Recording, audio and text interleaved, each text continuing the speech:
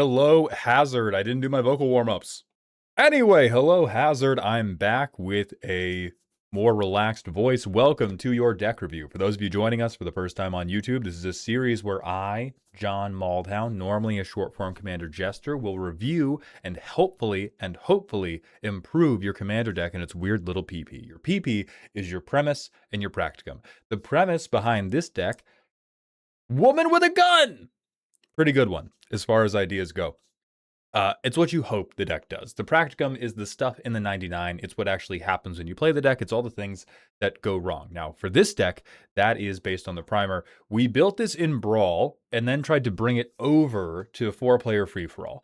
I normally recommend don't do that. Like, if you have a Brawl deck you like and you want to build the commander in free-for-all, just rebuild the deck. Things are so different from the 1v1 to the 2v2. I think for this deck specifically, it's not going to be as bad because you're still trying to do this like non-creature storm control game plan, and that can kind of translate well so long as you resolve Gutter Snipe.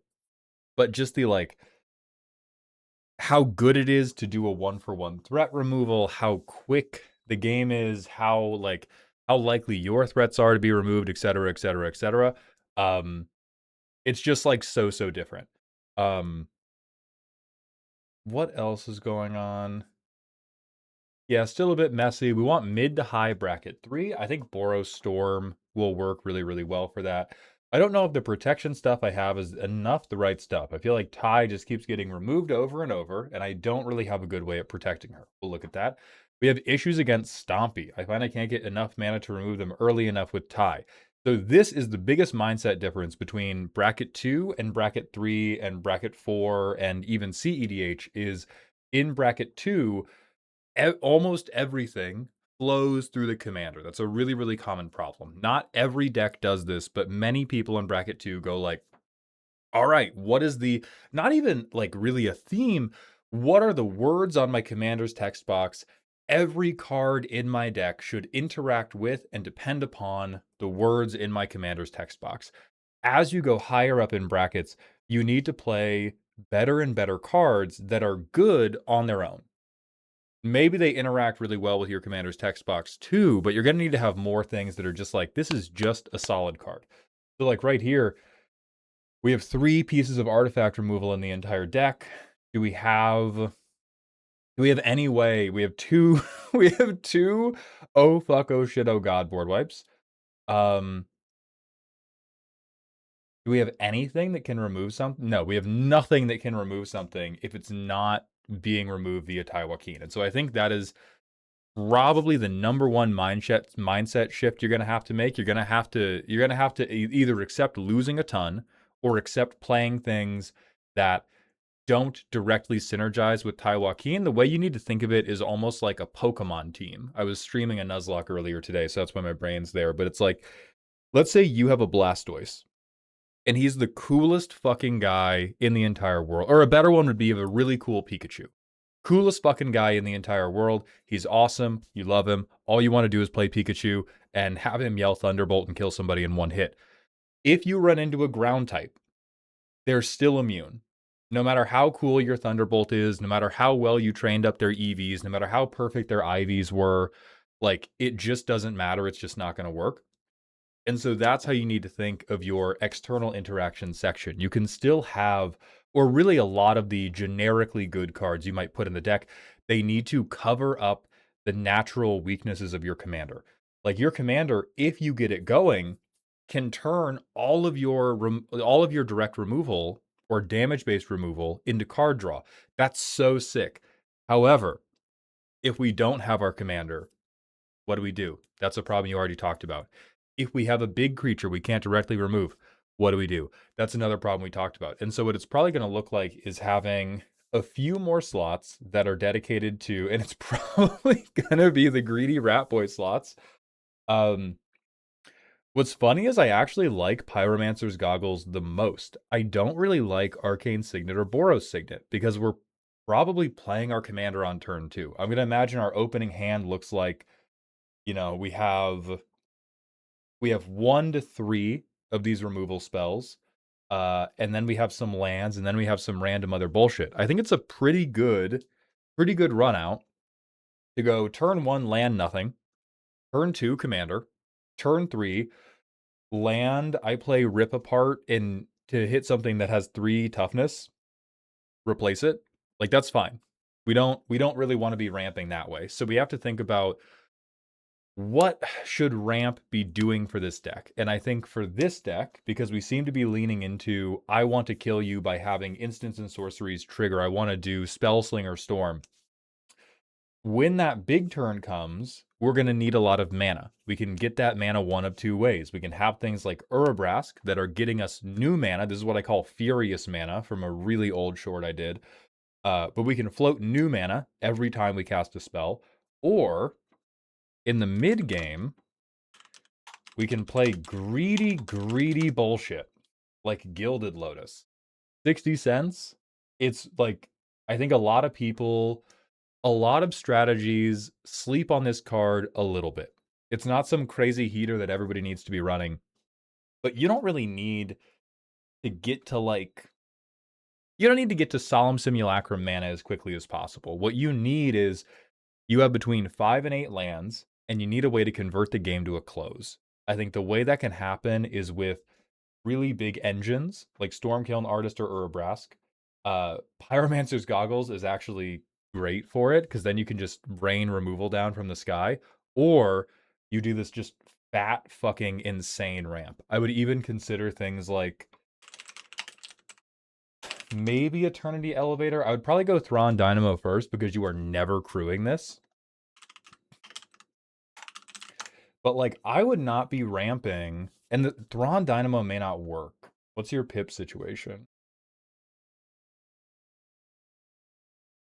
Your pip situation is pretty severely fucked as it currently stands. I mean, maybe you have enough generic mana in your setup that it can work. Like, you can use the generic mana to cast O'Hare Ashenil, to cast Urabrask, to cast Fiery Inscription. But it's not going to help as much as Gilded Lotus will because it's not going to make colored pips. Could you do...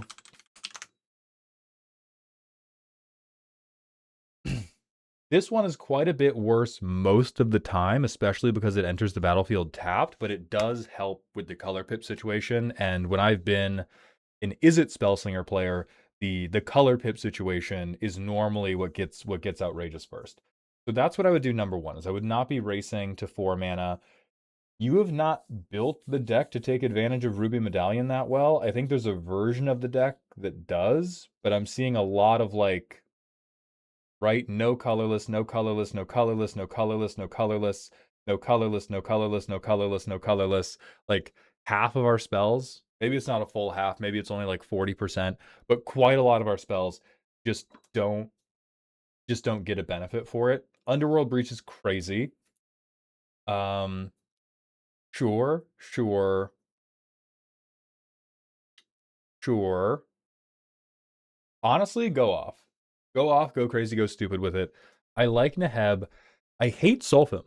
I don't like Sulfim, and I'm not convinced I like O'Hare Ashenil. Oh, no. O'Hare Ashenil's fine because he just says opponent. Yeah, cool. All right, I don't like Sulfim because your opponents are always the ones who choose the order in which your replacement effects are applied, and so they can always non-bow you on getting the card draw from your commander whenever Solfim is out. If you have anything else modifying the damage, right? So if you tap Taiwakin, if you have level 3 of Artist Talent, do we have anything else that's going to modify it in that way? I don't think so. I think it's just if you tap Taiwakin and you have Solheim on the field, they're gonna be able to fuck your card draw, and that's probably our deck's biggest issue. So I'd probably cut Solheim. Um, after that, this looks like it looks fine to putter around with. It does look like we gas out a lot, right? We have a number of ways to convert this into damage. We have some tutors. We have this card draw engine. We have a lifelink, which I think is coward's business. You're gonna go ahead and cut this. I mean, if you want to play high bracket 3, I do think the One Ring would be one of the best game changers you could put in the deck. That's not really saying much. It's like one of the best game changers you can put in any deck. But your problem is almost always going to be draw related. So what can we do to fix the draw problem? I think we can do things like Virtue of Courage.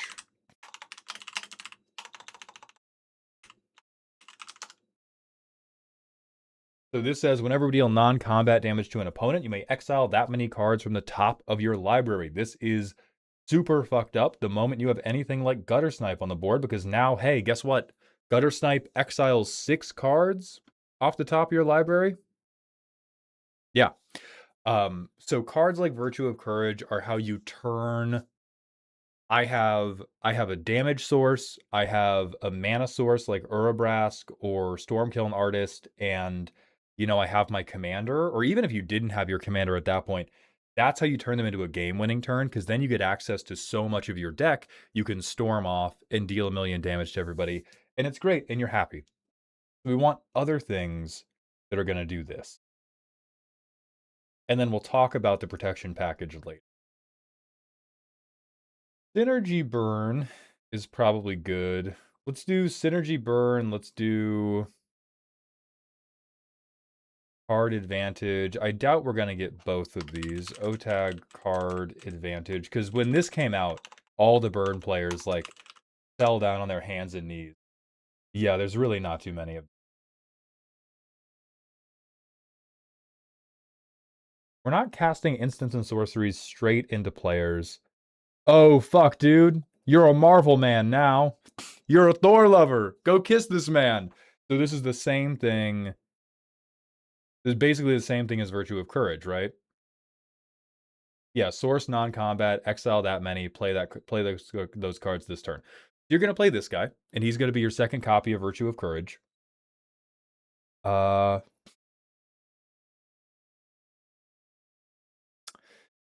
You could be a little freak and do as Guardian Inspiration. I'm worried about this one because you have to pay 2, so this is not going to be, obviously the uncommon sorcery, not anywhere near as good as the 5-mana rare, is a repeatable way to do it. The other way you could do it, because your deck is not very expensive, is you can have spells like Wild Wasteland, where, okay, instead of drawing a card for turn, I'm going to get 2 cards every turn, and I'm going to hope one's a land, and I'm going to hope one's a removal spell, and I'm just going to play out of that pile as quickly as I can. This one, the problem with this one is because it's cutting off your draw step, you are not going to be able to build up to a really, really big turn. You're just going to be taking a lot of medium turns. So if you don't want to take a lot of medium turns, I would not do that, and I would instead run the impulse draw engines that are like, I know there's Charred Foyer, but it's not very good. You can do Count on Luck, but Count on Luck might be a little bit rough with your mana base situation. I saw a lot of basics in there. I know one that would be very good is Bonehorde Dracosaur, because this is going to be 2 cards per turn in addition to the card you draw. It's going to give you blockers. It's going to give you treasure tokens. This is probably, I mean, short of the One Ring, like one of the stone cold best generic cards you could ever put in this type of deck. So the things, let's talk about what I think can go out for all this new fun stuff. Signet can be dropped. Both the Signets can be dropped. Simulacrum can be dropped. Gosh, I kind of think Chandra can be dropped just because it's 6 mana and your blocker situation is not going to be great. We're not really making tokens, and we don't want to put Firebrand Archer under the fucking bus. And I believe in our ability to control the table, but what's funny is the things we cannot control on the table are going to be the things big enough to one-shot Chandra, which is another problem for us. We like this, we like this. Come on, bro. This is a brawl card right here. You kill this man. Great. We hate this unless we're going heavy into tokens. Good, good, good, great. Is a card. You do have too many game changers in right now. I would say you could probably cut Gamble. Just because Enlightened Tutor, you're almost always going to grab Virtue of Courage first, right? This is both a removal spell and like your number 1 best enchantment in the deck. So I would not want to discard anything. Esper Sentinel's fine. Esper Sentinel's fine. O'Hare Ashenil's great. Smothering Tithe is unfortunately great. I hate it, but yeah. For Blasphemous Act and Farewell, I would not run either of these. I would still have board wipes, but you don't want to run symmetrical board wipes. You want to run board wipes that are better for you than they are for the opponent. Blasphemous Act, very few things have 13 toughness. You are almost never going to draw any cards because of Blasphemous Act. And Farewell, like, you want to have a graveyard because you have that 6 mana fucking terrible enchantment that's very fun. Arcane Bombardment. You have Arcane Bombardment. You have good enchantments. We might have very good artifacts. Like, we're kind of too spread around in our permanent types for this to ever be a really good one-sided option. So what I'm going to recommend instead is Battle of Bywater, because I think Tawakin's a 2/3, right? Yeah, 2 power, 2 power, 1 power, 0 power, 2 power. Most of our important stuff, sorry, Urabrask, you are getting fucked, just like Phyrexia. Most of our important stuff does not get killed by Battle of Bywater. Another one that might be really good, Dusk and Dawn. Same thing, really good board wipe, but then you can cast it from your graveyard to bring back all your power 2 or less creatures to your hand. So this is both going to be, I board wipe all of your scary stuff. Later in the game, when I've been board wiped, I can bring them all back to hand. Yeah, so those are 2 board wipes you can throw in. I really don't like Fire Song and Sunspeaker. I think at 6 mana in Boros, you should not be trying to lifelink. We should be trying to close the door on the game. This is when you should be like, okay, I have Bonehorde Dracosaur, I have Thor, I have Virtue of Courage. I'm going to try to untap and win, not I am going to try to grind you out, because I don't think there is enough card advantage in the world for you to just like grind it out late game. And we're like almost never getting this second trigger because very few of our removal spells are white. All right, we have Kabira Takedown, we have Boros Charm, we have Rip Apart, and we have Lightning Helix. That's 4 spells in the whole deck that are going to get this double trigger. So if we were doing a million white instants and sorceries that also made us gain life, I would feel a little bit differently. As it stands, this guy's quite bad. Heart Flame I will accept. I have played this guy in many a Boros control brawl deck myself. I get it. Yeah, go off King. Radiant Scroll Wielder, I don't love, but I don't hate. Like, your problem's always going to be card access. This is more of a cute card, but even in bracket 3, you get to play the cute cards. Oh, you do have one way to remove an indestructible thing. Hey, I'm so proud of you. Have a few more. Okay, Greaves, Coats, Swiftfoot Boots. These are classics. You do have very, very few of them. So a package that I'm going to recommend is the Holy Trinity of Protecting My Commander. Oh god, oh fuck, they keep removing my commander. This is the Mother, the Daughter, and the Weird Dog. It's Mother of Runes, Giver of Runes. Come on, thank you.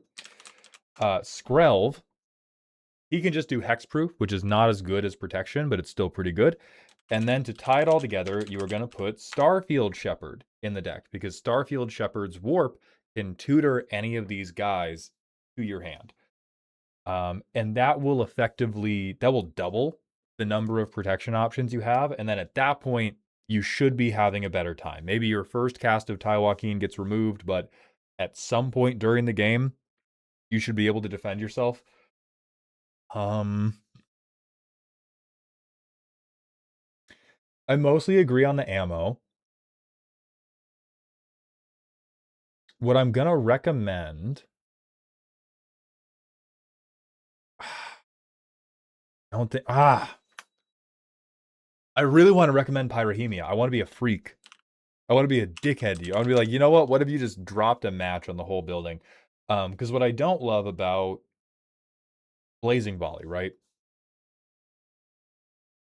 It's unlikely we're gonna get. I mean, it's probably fine enough, right? I'm probably splitting hairs here because it's gonna be 1 mana. I board wipe my opponent and I draw 1 card. That's fine. I want it to be.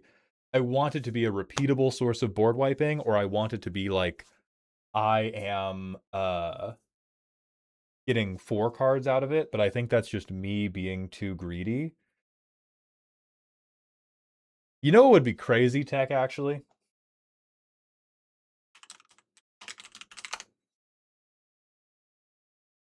hear me out. Hear me out, dude. There's a lot of cards like this. And if our problem is drawing cards, one way to get around that is to have our removal spells draw more cards, right? Because this is for everything that dies when we deal equals, right? If a source you control deals non-combat damage to a creature equal to its toughness, draw a card. So if we do it to 5 creatures, we get 5 cards, is my understanding of this card. And you don't really care about swinging, which kind of opens up, because like our path to victory is I'm spell slinging you. So that kind of opens up like Genesis Chamber, a Crow and Horse, litter the field with 1/1s. And that way you have chump blockers for the big stuff. And then when you cast stuff like Blazing Volley, okay, now it's like draw 18. Yeah, like that. Maybe I'm reading the card wrong. But that really sounds like the mid-power cookery that would be really, really fun. That would make people go like, oh, fuck, that works like that. Yeah, because we don't have non-token on here anywhere. It also saves you mana, too, because you can just use Blazing Volley as like the biggest fucking card draw spell ever. So what other things are repeatable creature token? I think repeatable creature token, group hug are the 2 tags we want, and we can see if there are any other ones that are going to be great.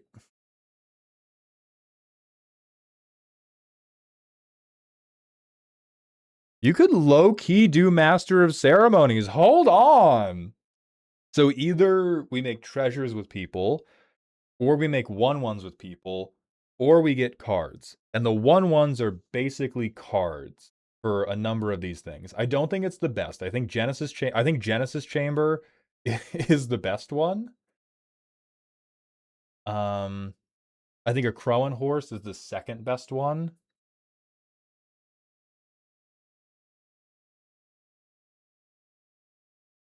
I don't love Ox Drover because a 2/4 is going to be way harder for us to get rid of.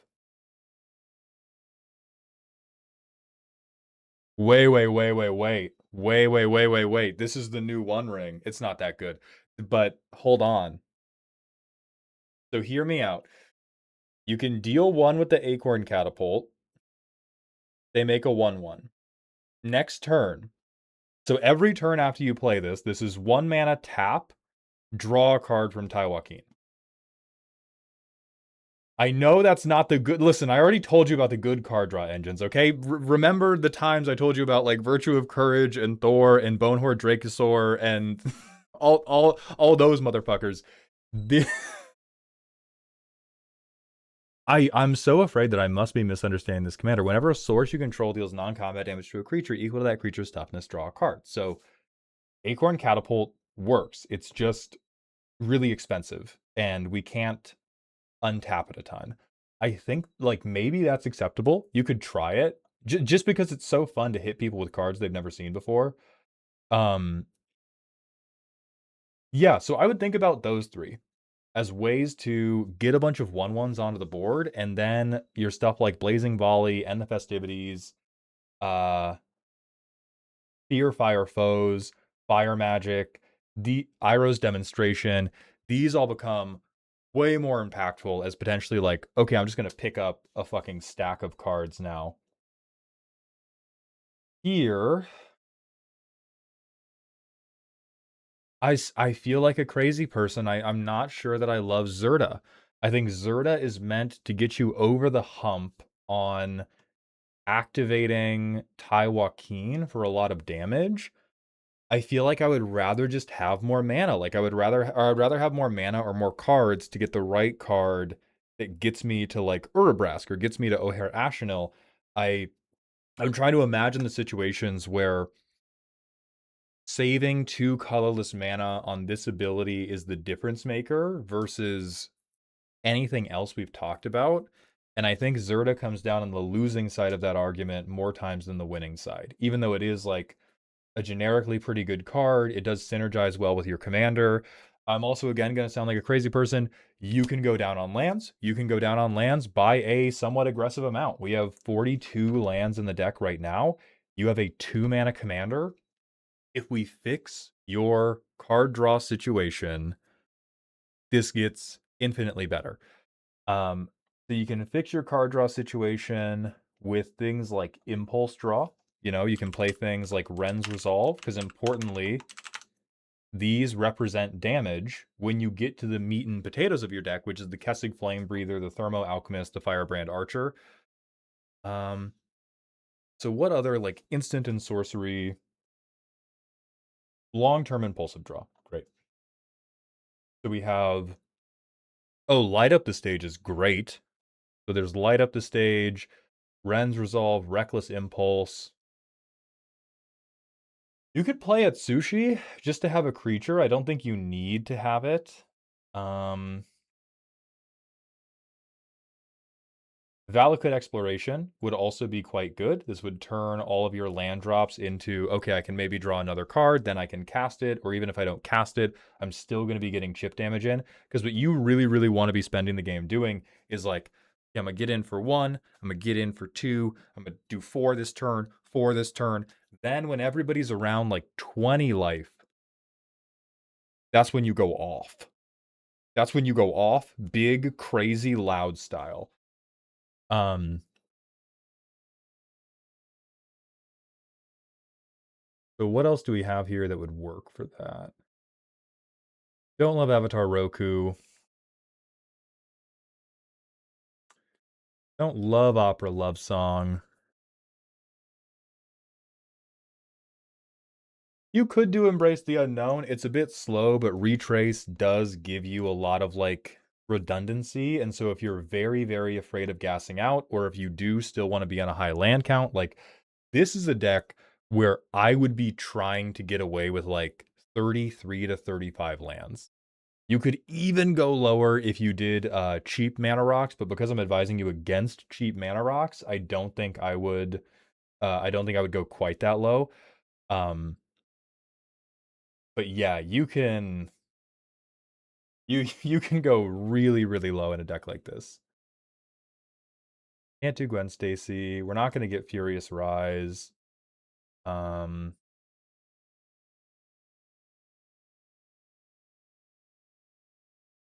Attacking creature dies. I don't think we really care about that. Cares about attacking, which we don't really love. Just an ETB.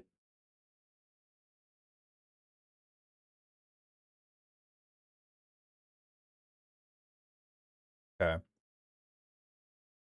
You could do Yasmin Khan. I just don't. Oh no, it's next end step. That's really not.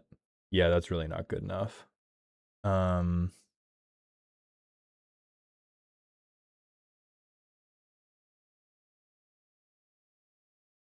Endblaze Epiphany is kind of crazy. I think this could replace at least one thing you have in the deck. X damage to a creature, so we'll get the card draw from Taiwakin probably. When it dies, we get to exile a huge number of cards, and then the best one we get to play. So that sounds like a pretty good setup draw piece. It's cheap as hell, where you can just go, all right, I'm gonna shoot your, maybe you have a 4/4 or like a 5/5, I think would be best for us. I'm going to kill it, draw a card, pray to God one of my pingers or one of my draw engines is in the top couple. And then I think we're in a really, really good place. Then I think we have a way to move through the deck at pretty decent speed.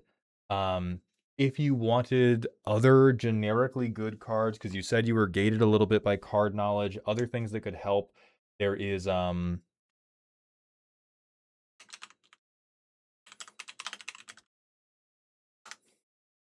there's Secret Rendezvous on a Body. No, where is it? It's Strixhaven. Oh wait, I can just search it in here, I think. Yeah, joined researchers. So this one I think is not, oh no, it is budget, great. So this you will have to group hug a little bit, but it still has a sorcery on it. It is not the worst blocker in the world. First Strike does open you up to a couple cool combat tricks, because then if somebody like swings in a 5/5 and you have a lightning bolt in hand, you can go, okay, I block with joined researchers. After First Strike damage, lightning bolt, they live, I get my Tai Joaquin card. And then this way you can politic with whoever else is the furthest behind, and you can have another consistent source of getting through more and more and more of your deck. So with all of that, I know I threw a ton at you, but I do apologize. I do think you will have to play around with the proportions. Ironically, I think the thing you could probably cut the most is if you add all of this deck access, you might be able to get away with fewer copies of guns with legs. Veggie is like very much a master of like, I have 3 win conditions in the whole deck, but I'm going to touch so many cards that I am going to draw them. And so if you're setting up like Bonehorde Dracosaur, and I have an Exile draw engine, and I have Thor, and I do the like the Lorwyn Epiphany card we told you about, you'll probably get to one of the 5 or 6. If you're really hard on slots, I would get rid of the lifelink stuff and I would just go faster. Like the house is going to burn down, but you're going to die first. I love all of these really bad removal cards. Fucking dope. Wouldn't change it for a thing. The other thing you could do in this vein is Fury. banned in Modern Fury. Because this is like, hey, it's a double striker, it's a decent blocker, it's possible to play for free. So consider that as well. And then if you're still having problems, other good cards you could do, if you're still having problems specifically with, oh my god, they keep fucking removing me, I would say things like Savine's Reclamation. This can hit your commander, it can hit nearly all of your important setup pieces. Things like, I'm not about to recommend Smile at Death, I'm better than that. I'm not about to recommend Smile at Death. There is a white paradigm spell. This is really, really expensive, so it's going to be tough to cast. But if you ever do cast it, it's going to be very, very difficult for people to keep you down, right? Because for the rest of the game, you can bring back most important synergy piece at the beginning of your turn, and you really only need like 1 or 2 of those to take over the game, right? Like you bring back Virtue of Courage, kind of fucking got him dead to rights. You bring back Stormkiln Artist, maybe you pop off. You bring back Fiery Inscription, maybe that's enough damage to win the game. So that's the only other place I could see you going. And then I think you got it, bro. I think we just have a few kooky things, but I think the bones are good. The bones are good. We just need more deck access. Boros, they can draw cards now. It's just a lot of the times they knock them off the top, kind of like their Gambit, and you got to embrace that shit. So if there's any Tai Joaquin players who have different opinions to what I've suggested here, let me know in the comments. Otherwise, I wish you the very best, and I do hope this helps.